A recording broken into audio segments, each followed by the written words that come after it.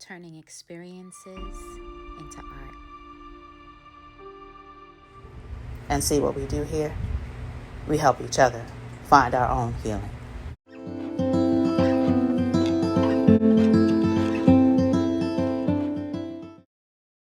Welcome, welcome, welcome. I am your host, Kuyani Denise. And I am April Diane, and we are the Q&A Exchange. That's us. And thank you for being a part of our Q&A Exchange community. This show, we're both coaches. I'm a self-care coach. Kuyani is actually a self-healing coach, right? Yes. And so what our show is specifically about, we can't tell you. It's generally specific, but it's about taking our talk and putting it into action. It's about developing resolutions for ourselves around things. It doesn't necessarily mean that we have the ideal what we wanted, but we come up with an answer that we can live with, and then we take steps toward it. So that's a part of what the Q&A Exchange is about, because a lot of times, we have a lot of intentions, we're going to get around to doing stuff, and then you wind up just going nowhere. You're just going in circles, so we really want to encourage you guys to take steps on the things that you dream about. Last week we even talked about some of the things that attribute to procrastination and why some people may procrastinate, and we came up with a lot of different concepts about why it happens. It's not because just, people are lazy. There are some other deep psychological reasons as to why people procrastinate, and so we talked a lot. We talked about that. And we talked about how one of the main reasons, is that we need to break things down, not try to overwhelm ourselves so much, with whatever it is, be advantageous over, advantageous, and just to a point where it just causes you to feel overwhelmed and you can't get anything done. Right. So breaking things down. And this week, we're starting off this series, for the next 2 sessions. Actually, we're talking about knowing better and doing better. And, people say, oh, when you know better, you do better. Well, that's not necessarily always true. You know better, and then taking the steps to do better, it takes conscious, intentional actions. You have to make up a plan, in essence. Just because you know better does not mean you do better. But we're specifically talking about today knowing better and doing better as it relates to boundaries and setting boundaries, healthy boundaries. Because, a lot of what we're talking about is related to caring for the self, just self-care in general. And one of the things that I notice is that leveling up in regard to self-care and getting to a level of self-care mastery started with the ability to set healthy boundaries. And it is not always easy to do. It can be quite painful to set boundaries. Right. Yeah, I agree. It's interesting because even as people who are in the business of helping other people self-care and self-heal and self-love, we ourselves have challenges in those areas, and up to the outside it can look like you're flowing through it and you're winging it and you don't have these issues, but part of being able to minister in that way is having to actually go through the challenges yourself.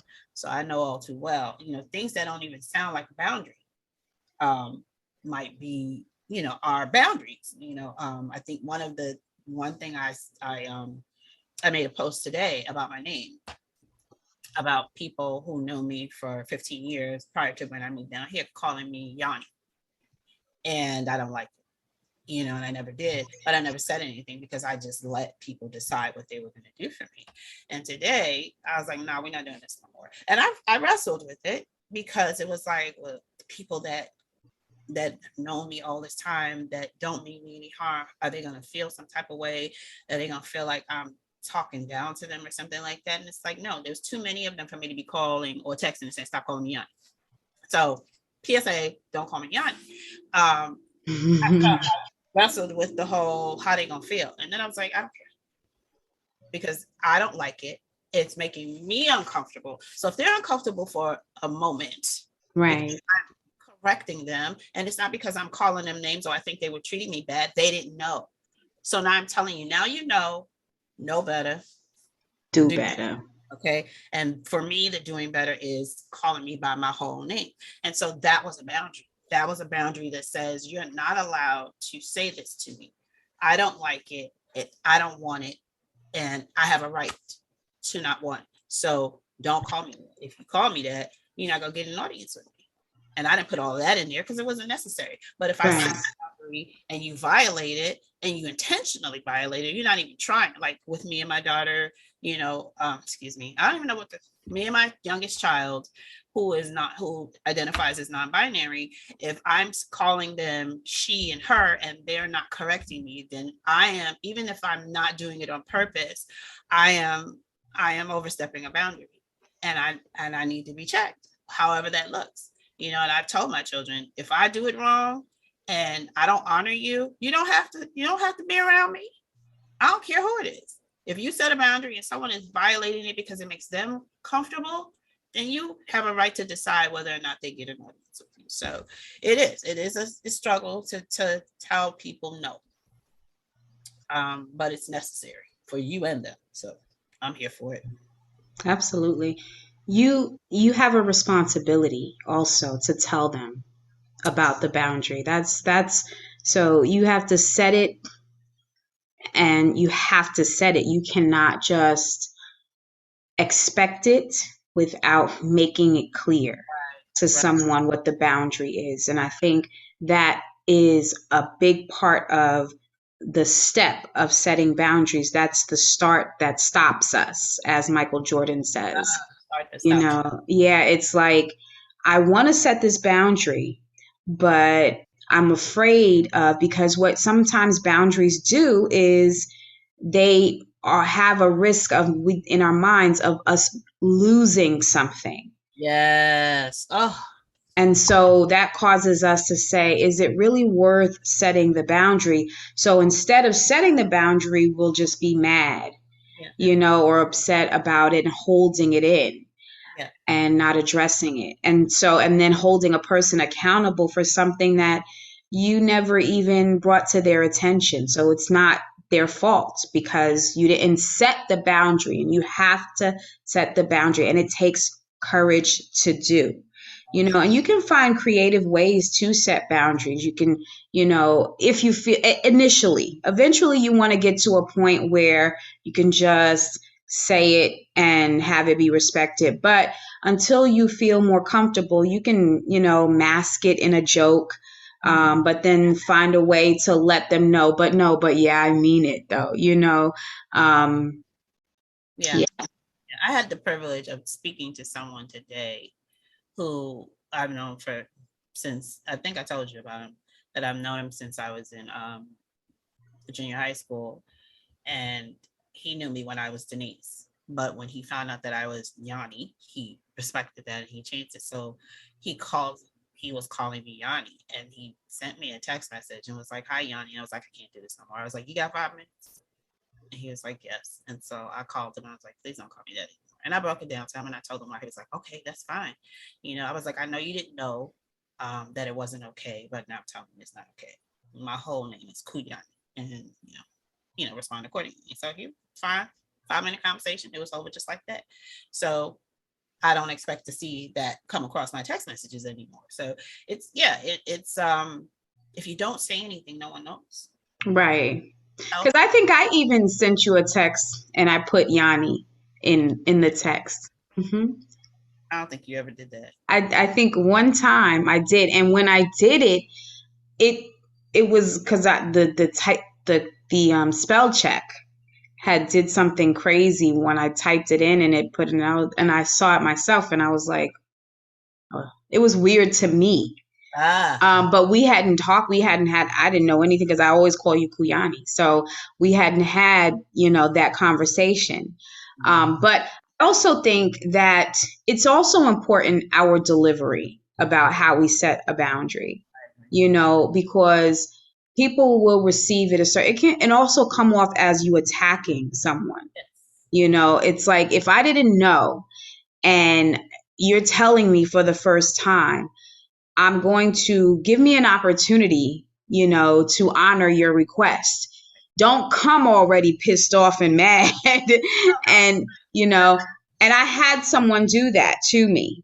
And Yeah, so, and I think sometimes it happens, I think, because people are so out of practice with setting boundaries. And so it's so hard. So they want to come off as assertive as possible to make sure people understand the it's intensity.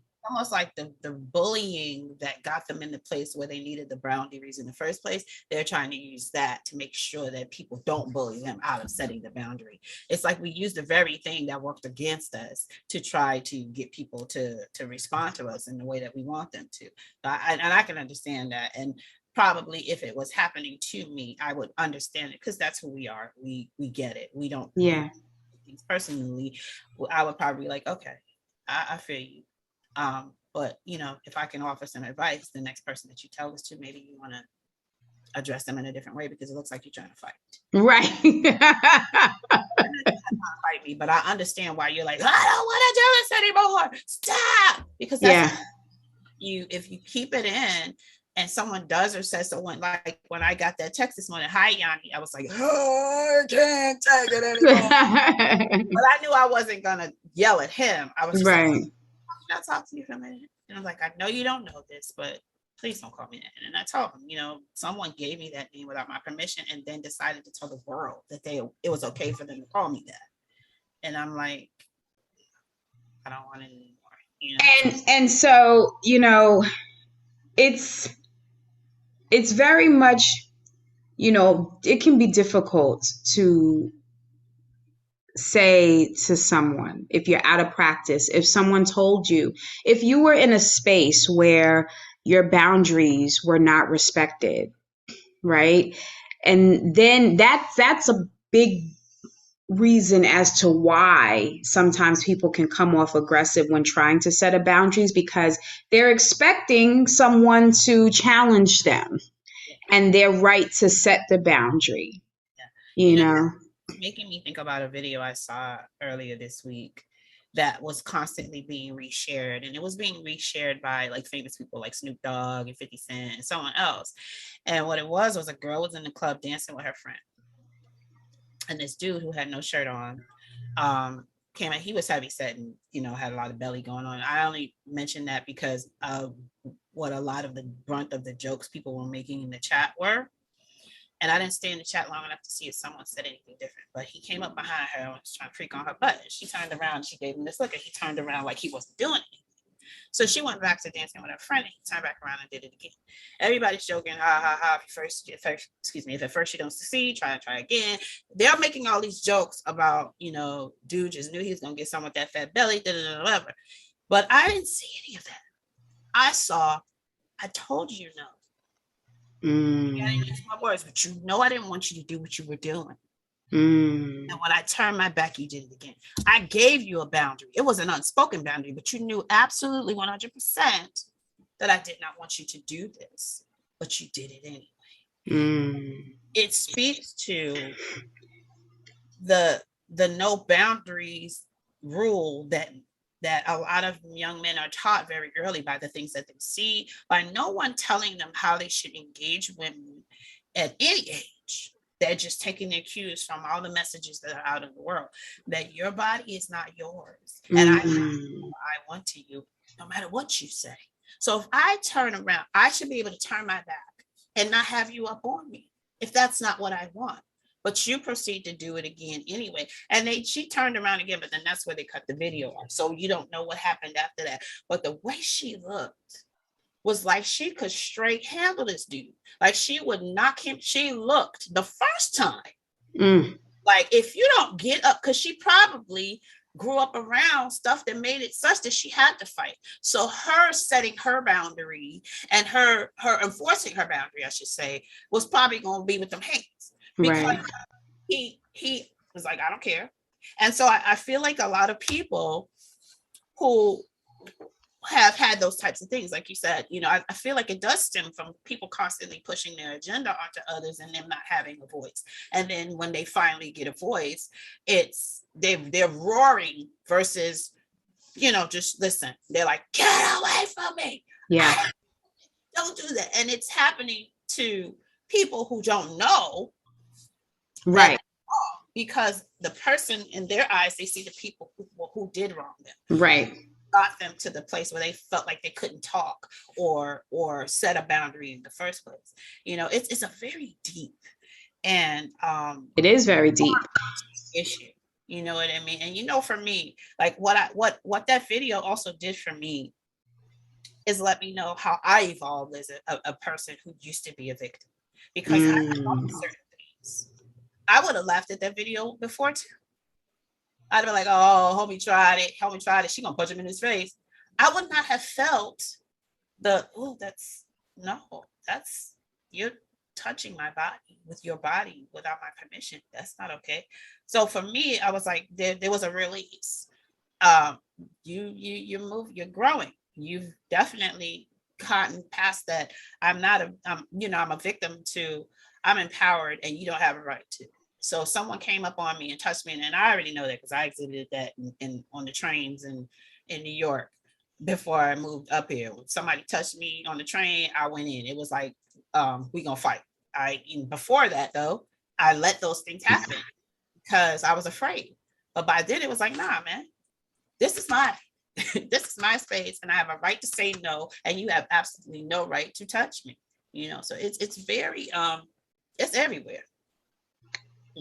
The need for boundaries and personal boundaries is everywhere. And I'm hoping that folks, even afraid, will just say, no, I don't want this, and stick to it, Yeah, because, what has happened, what you just mentioned is the normalizing of bad behavior. There are certain things that are just accepted. There's sayings, even, boys will be boys is one of those sayings that kind of gives men an out when it comes to disrespecting women. And like it's just expected because, well, boys will be boys, normalizing, conditioning women to accept and tolerate poor behavior. Like even I had a elder say to me one day, men, and that statement alone, men, the person that she was talking to, he, to me, is nothing worse than a spoiled older man. It's just they're bad, and then their attitude, and just their whole spoiled people in general, their attitude, their entitled personalities can be a bit daunting. But then when it comes to men, as it relates to women, it's so unattractive but a lot of women, our elders, have taught us to accept poor behavior from men. That's just how they are. Yeah, that's just how they are, right? You can't teach an old dog new tricks, all of these different things the phrases that we use to normalize bad behavior. And then we're just expected to tolerate it, like even I've heard a man say to me, well, I'm human. That's another scapegoat terminology. I'm human. I was watching a man. So a few of my family members, we were getting together to work on a deal to partner up in a business venture. And we were meeting up with one of the representatives of the business venture who was going to tell us more about the venture. And we were basically supposed to get into the business under his tutelage, and his guidance and resources. And so upon meeting him, I already knew I didn't want to go into business with him because he had no boundaries. I could tell, like, he was, inappropriate with the waitress that was sitting us down. When he met us, he was told us that he was about to get married, and he had a fiance, but yet and still he was being inappropriate with the waitress. Now I know some of y'all are out there saying, well, he wasn't married yet, and or well, that's just how, men are. But it's that mindset, and though that terminology, those acceptable bad behaviors is what causes, it causes things so much more, like a domino effect on other things within our culture, when we as women don't expect more from our male counterparts. It causes so much to happen in our society because they become these, these beasts that we can't do anything with, because we've made them think that their behavior is okay, and then it gets out of control. Yeah. I was looking at, there's another video that I reposted where this woman was like, she was so funny. She was so mean. I swear. She was like that she don't want no 50-year-old man because they either, Oh yes, I saw. do nothing for you, and then they old. Like she's like, I don't want no old man. And it made me think about how that's really what's out there. When I had ventured on a dating app, I found that the men my age, most of them, looked older than their age. And in their profiles, if they bothered to create one, they put that they were looking for a wife, for someone to settle down with, a significant other, whatever. And a lot of their draw, or what they thought was their draw, was, I'll take care of you, just be loyal. And so I want somebody to be no content, no like, not into something, anything specific, not offering anything really except their government job, pay, and a roof over your head. And in my head, it's like you spent your 20s, your 30s, and probably even your 40s acting a whole fool, treating women like they were not worth your time, going through them. And I'm not saying all men, but a lot of them, you could tell by what they were writing. Like there's no substance to it. You're just looking for somebody to either put you up, or just to lay next to, somebody you could rub on every so often, who's just basically there to serve you, because you spent all your good years running through women or mistreating the one that you had, just not really putting any really good effort or time into it. Now you just want somebody to take care of you. And I'm like, no, because there was a time when you might have been valuable and you squandered that, and now you want to come and give me your leftovers. And there will be zero boundaries in that relationship, because in his mind, and I know this because of experience, in his mind, it's but I want you, and that should be enough. And so when I call, you come, and that's it. We're in a relationship because I say so. I only want you. We're exclusive, but I want you on my terms. So that means what? That I'm just available to you. I just give you whatever you want because you want me. So I don't get to set a boundary that says, oh no, I want more out of this relationship and you have to give it to me. This is not just about you. Because they've been taught, I'm finally ready to, I done lived my life. I've sold my royal oats. Now I'm ready to settle down. And you like 50 something. And you what? And I'm supposed to be like, oh, yay. No, absolutely not. Because you lived boundaryless most of your life. You all of a sudden have some. I know you don't. It's like, it's a mess. It's like when I said, being married to a man who was 15 years older than me, and I was 30, he was 45, he was a child. Mm-hmm. When do they grow up? Because no one made him. None of the women he was with, his own mama, and the men in his life, if he had any, no one said, how dare you? This is not what you do. This is not how it is. It ain't just about you. She has a voice. She has something to say. No one did this. So at 45, what was I expecting? For him to be all of a sudden, grown up and mature and ready to accept boundaries? I shouldn't have been thinking that, but I didn't know, because I was part of the people who didn't force them to set boundaries. I was part of the people who thought boys will be boys. Oh, this is what men do. I used to say it. Oh, men are this and men are that. No, men are choosing to be a certain way. Men are taught to be a certain way, as are women, but none of them are just that way. So.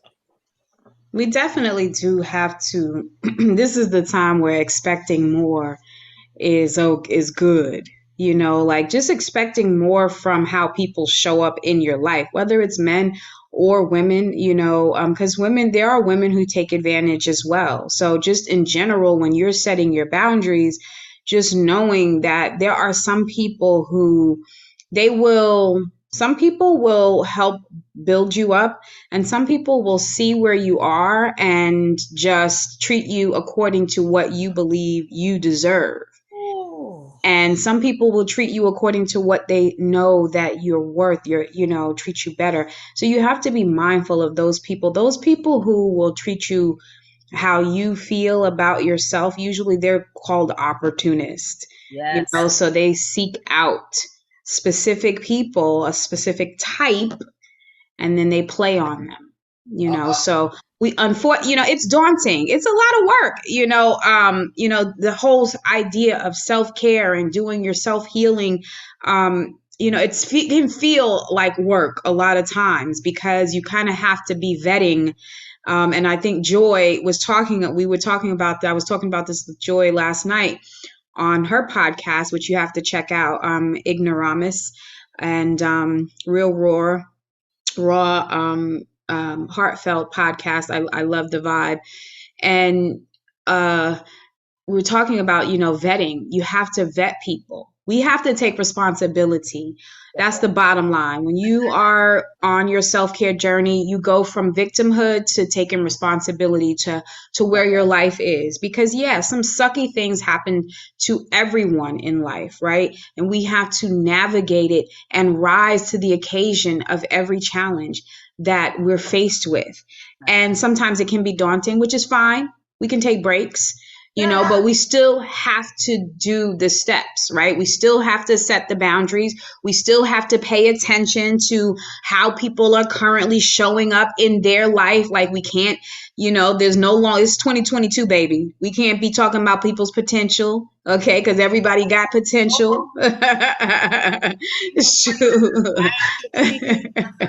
care about what your potential is. You go and rock with your own potential. Word. A battery sitting in a drawer has potential,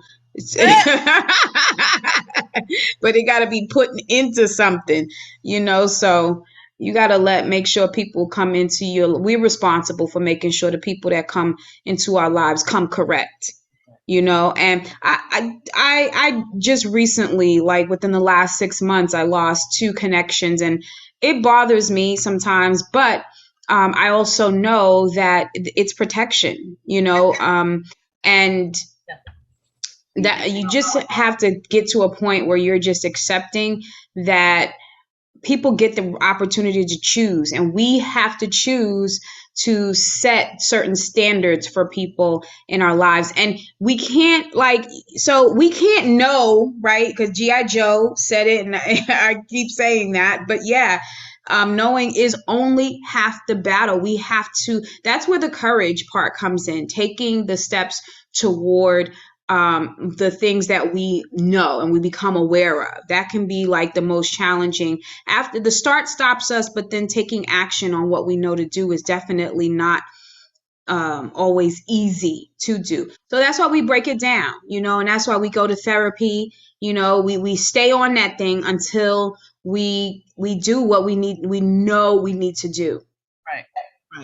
I agree. Yeah. I want to share the I'm going to go to our, well, first, let's show this. So that's Joy and her podcast.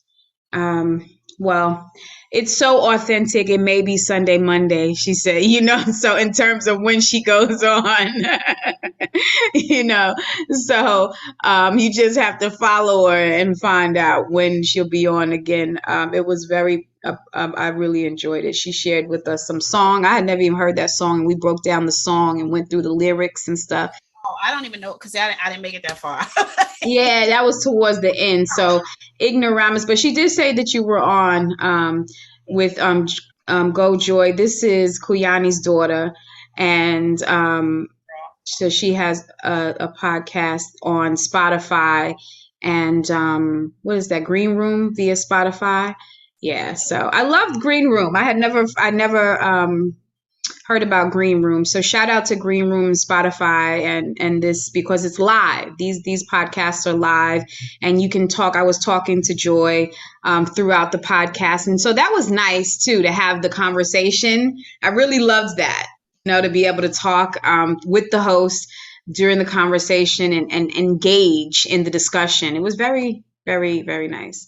Yeah. So, but I want to take us over here because a lot of the things that we talk about, that we work through as when we're on our healing journey, stuff comes up for us, and that's a part of why people distract themselves with alcohol and television and stuff, is because they're concerned about the stuff that comes up. But the only way that you can actually change something is if you let the stuff come up. You got to let it come up. You got to look at it. And it can be very painful and difficult to look at. But meditation really helps us to become more conscious about what's going on in our day to day. But why, when we know better, don't we sometimes do better? That's the elephant in the room today, in our theme of know better, do better. Why is that not always the case? Well, it's got to be about the programming. Looking at this, I'm going to let you have your say on it, Q. This is one of the people that Kuyani and I follow, the holistic psychologist on Instagram. Love her.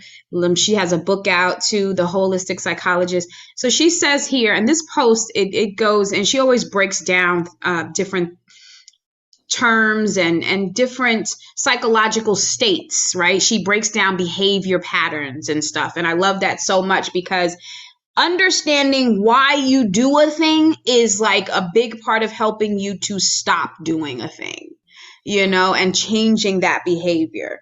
So she says, if you witnessed adults who neglected themselves, their body, their needs, plus regularly betrayed themselves, or as I like to say, abandoned themselves. And that's what we do when we don't set boundaries. We abandon our needs, right? If you've witnessed this, if those patterns live within you, and you can choose to learn new patterns. Yeah. So I think we talked about this probably in our private session. I don't know if we recorded it, about your experience with something like that. But it makes me think about mine as well. With my mother, I often revisit myself as a child, watching her and watching how she interacted with people, or how they interacted with her, how she responded to certain things, the way she spent her day, just watched her. And I didn't realize I was doing it until I started looking back on it. And I know without question that a lot of what I've done to myself, came directly from her. I think it sneaks up on you. Now, for me, there were times when I absolutely did know, like immediately, like, oh my God, this came from my mom. Like, this is what she used to do. But I would dismiss all of it because I didn't want there to be a soft spot in me for her because of how I had been hurt by her.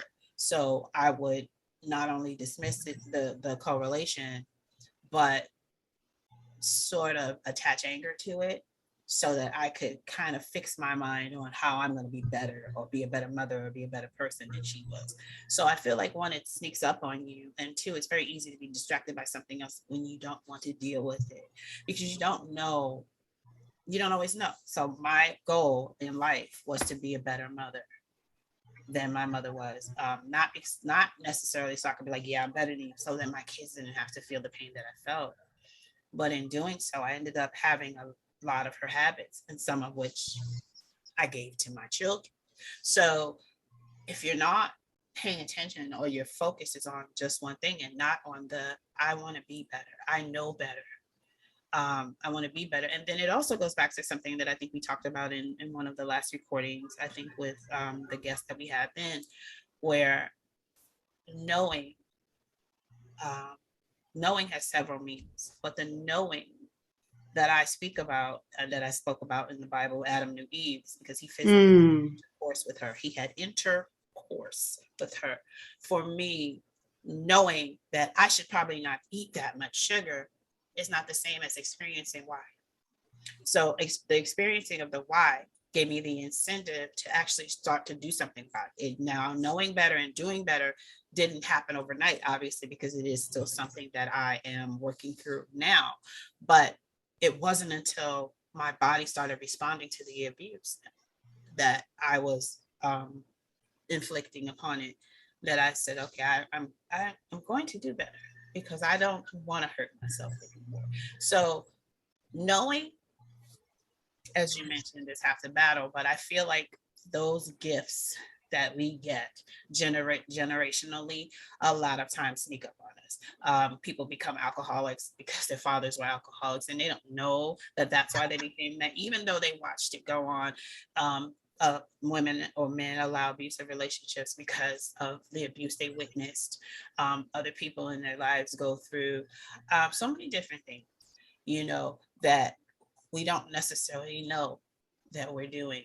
And when we do know, we intentionally distract ourselves because we're just trying to live this where we're at. I think it's not always, we don't always know. We have to, it's our journey, regardless of whether or not we picked up some things through generational passing. Like you said, someone did this to you, but not your responsibility to become something else. We don't necessarily see it at first. We have to have our own experience and our own journey toward coming out of that. Not everybody does it. Not everybody makes it. Some people just succumb to it and pass it on. I'm grateful that I responded to the call. I'm grateful that I love my children enough to not want them to be what they could be if we didn't address these issues and situations. And I love them enough to address my own in front of them so that they can see, you know what, at the same time that mommy exhibited some behaviors that were detrimental to her and we kind of picked them up, she's also exhibiting some behaviors that are for her betterment, and we're picking that up too, so. Awesome. You just did that whole, we don't always know. And I always say, you don't know till you know. Mm-hmm. Right. And that statement, if you don't, if you get it, you get it. It's like that kind of thing. It means kind of the same thing. You don't know until you know. And what I mean by that is, like, you don't really know until you've had an experience. And that's what Kuyani is talking about, experiencing the result of a choice. And even the choices that are indirect, because some choices are indirect. When you don't make a move on something, you are choosing, indirectly, inadvertently. And so we don't always know. We have information, right? We have logic, right? We rationally understand, or we can see the connection between an idea. It makes sense, right, in theory. But to put that thing into practice is something completely different. But there does come a time when you are convicted by your experiences. And then you're like, oh, even if you have the ability to do a thing, you know better, so you do better. At that point, you've realized, okay, no. And for some of us, it takes us a little bit longer. Some of us, you got to touch that daggone fire a few times before we realize it's hot. And that's because a lesson keeps repeating itself. People, they say that all the time because it's not finished, right? It hasn't come. There's a component of it that we don't, because things happen, but they have domino effects, right? And so I think that sometimes we don't realize how something that we do, something that can seem so insignificant, how profoundly it could affect circumstances in life. Like that one person making a loud sound in an area that is prone to avalanches, and so it's just seemingly like such an innocent thing, but when somebody speaking at a certain high point can just start a cascade of snow coming all the way down onto. And so sometimes some of the seemingly insignificant things that we do, like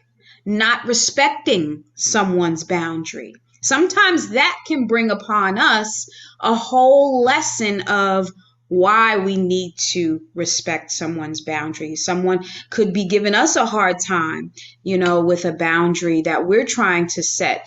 And it could be because we are overlooking someone else's boundary. And the reason that I say that is because sometimes, so it's not up to us to warrant or validate someone else's boundary. I think, and that's a mistake that we make as people. Like, it's up to me to decide whether your boundary is warranted. No, it's not up to me. If you have a boundary and I'm a person who cares about you, right?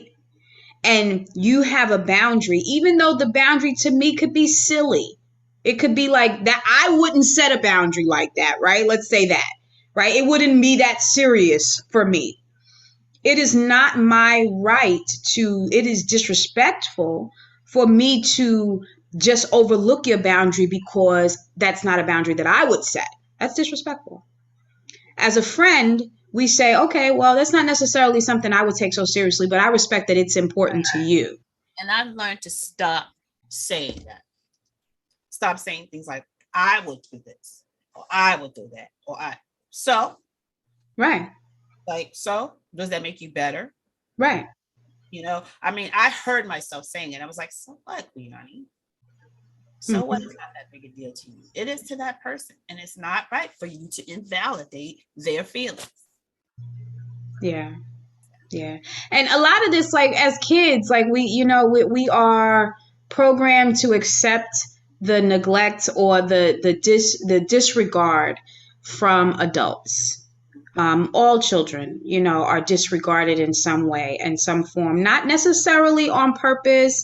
A lot of times adults, they're busy adulting because adulting ain't no joke, right? It's a lot of responsibility and ain't nobody, you don't have a little blankie often, even though you can get you one. But a lot of times, you don't have that comfort. So adulting is no joke, but we can navigate it. But sometimes we still make mistakes as adults, right? We still don't always say the right things. We still don't always do the right things. But if a child brings it to our attention, it is our responsibility to honor the children and listen to what they say, because then what happens is we become adults that are angry when we're trying to set boundaries because we don't feel like our boundaries are going to be respected. So, there's a whole big cycle, that happens. So, just as a people, we don't always have the option to be in safe space in the ideal or perfect situations and scenarios. They say, look, if you make it through through childhood, it's kind of like you get your badge of honor, like your stripes or something to that nature, because it's no joke making it through childhood.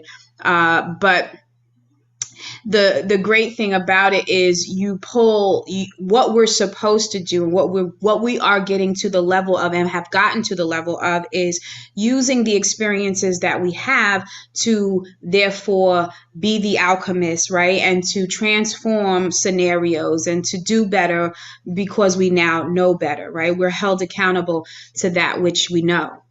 And that's what that means, is because our own consciousness will say to us, you know better than that. Don't do that. Don't be like that. Don't be like that. So definitely went around in a little circle there, but you got the gist of what I was saying. I'm gonna bring it on back in. We're gonna wrap this thing up, but I also want us to. So how can we? Our resolutions, right? So we always hoping that we are not just leaving, just leaving things, stones unturned, and then nothing. Where do we go from here? Sometimes we definitely have to leave things to sit, marinate, and meditate on it to understand. But sometimes we have actually discovered some useful tools that can help us through some of the things that we're coping with, even though, some of the things we can't change, right? Some people are going to be how they are when we set boundaries. We can't necessarily change how someone responds to the boundary that we set, but we can navigate how we respond to what they do, right? We can control ourselves. So one of the things that we do is to program ourselves, to reprogram ourselves in the present moment to how we want, to the mindset that we want to have. We want to program ourselves to be people who easily set boundaries, to people who value ourselves, enough to set a boundary, and sometimes we have to practice self-valuing through behavior. We have to do something that signifies I am valuing myself more. I take more time to work through something painful. I take more time even to groom myself because I value my appearance and how I show up.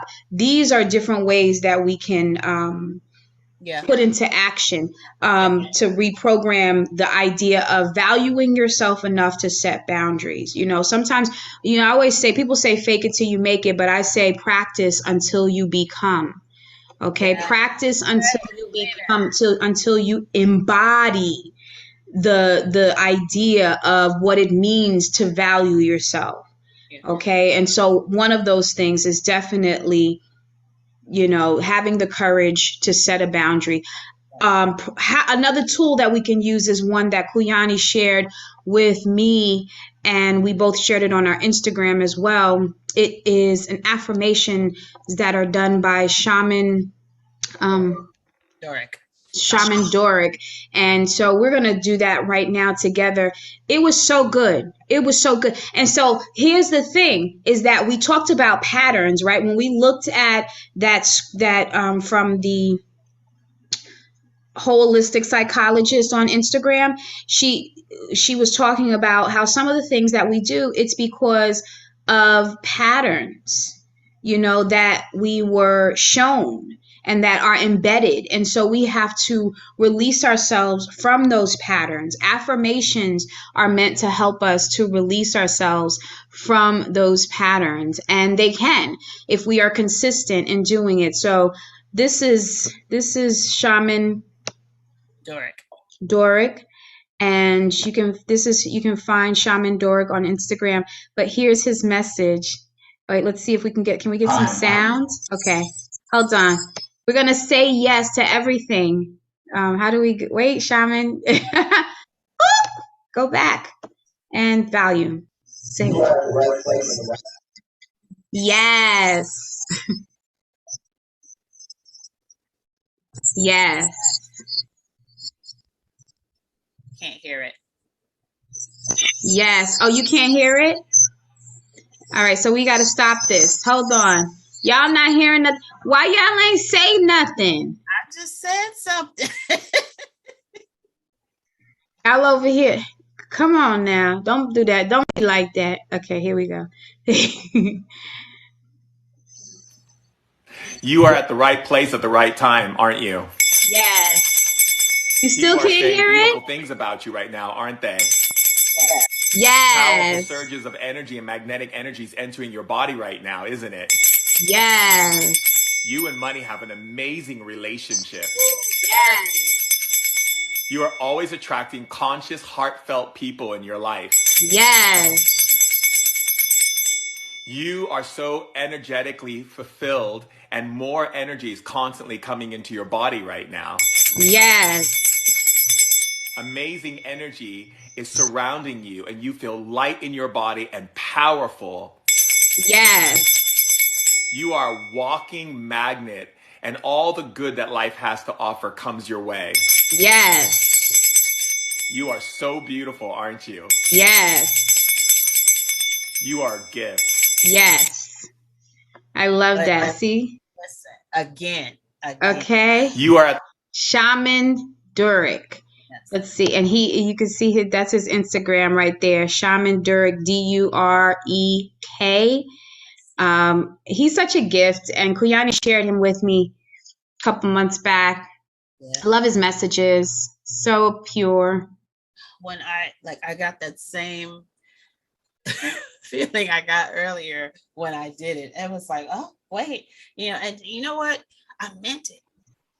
And so today I'm like, I feel so good. I mean, I've been feeling good for days, but today I was like, I feel so good. Like it was nothing. I mean, I did actually, what I believe is that changing my energy and receiving beautiful thoughts about myself, the environment that I wanted to have.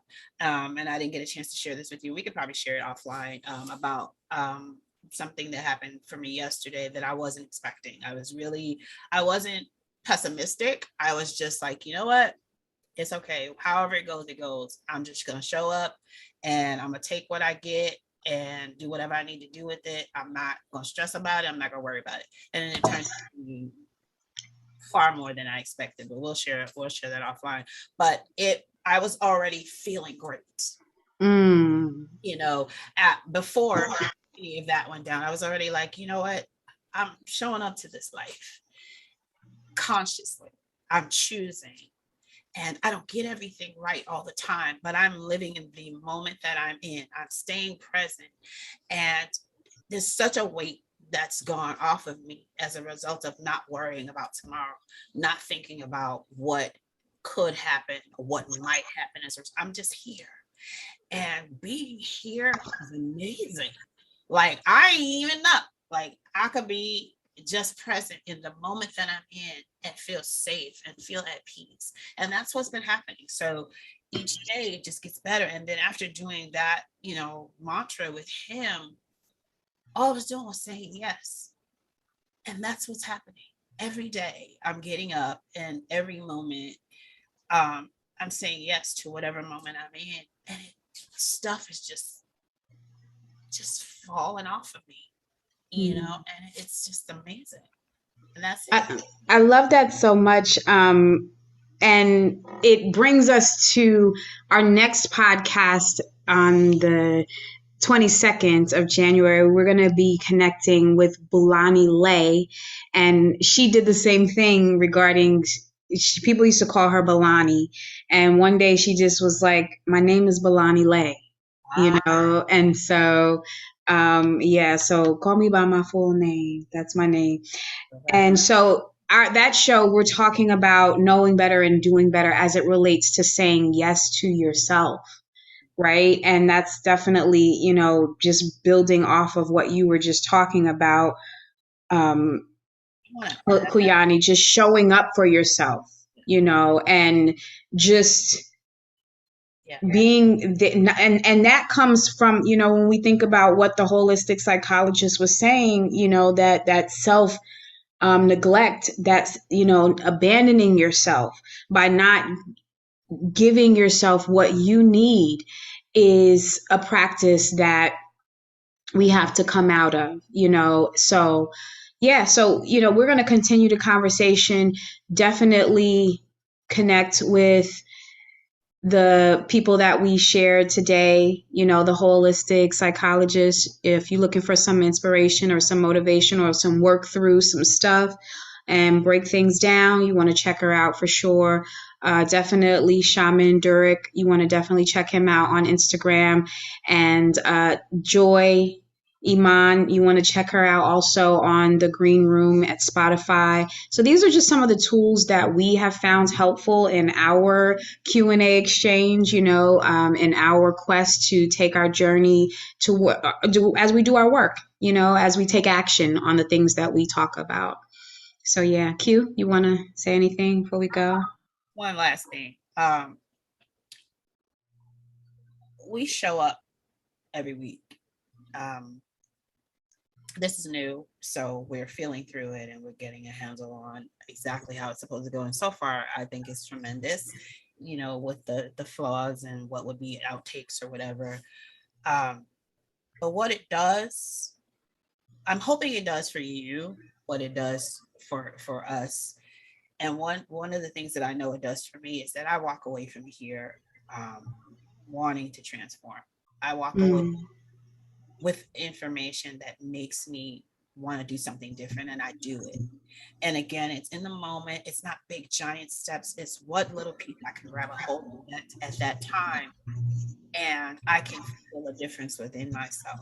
And so it is our desire to offer that to something, talk in action, something that makes you get up and just say yes to yourself.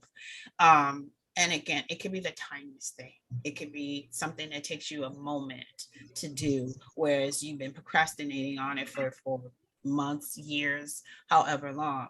But it is our hope. One of our desires is that something that you hear here, something that you see here will motivate you towards transformation. I think we mentioned, someone had said that change is inevitable, but transformation is a choice. So you're going to experience changes all the time, but transforming is on you. And we hope that that is something that you are encouraged to do by spending this time with us. Yes, absolutely. I love that. And we'd like to hear from you. So this week I want to charge you guys with setting a boundary. Well, let's take a step back, right? Because we want to break steps down. We want to break goals down, even into breaking the step within the goal down again. So the first step or the first assignment would be to identify a boundary that you need to set. So, just looking through your life and seeing where do you need to set a boundary. And then the second step would be to develop some ideas about how you can set the boundary. Is it something easy for you to do? Do you need some accountability support with being able to set the boundary? Is there a safe space that you can practice setting the boundary in? Is there someone, because sometimes you may need to practice on someone that is a little safer, someone that will honor and respect your boundary, right? So that's another thing. Identify that, and then identify what you hope your so yeah. So those are the three things that we want you to think about doing as it relates to setting the boundary. The third one, because we got cut off. The third one was identifying your expectation. Like, what do you expect to happen as a result of you setting this boundary? Is there even an expectation? Like, what do you visualize being the result of it? How will it help you in your everyday life and help you improve your quality of life? Got it. All right. All right, y'all. So thank y'all for tuning in. As always, we want to thank Rain TV and big up Alicia Rain for giving us this opportunity to do this. So thank you, sis. Yeah, you're a real one for sure. Y'all take care. Stay well. Stay well.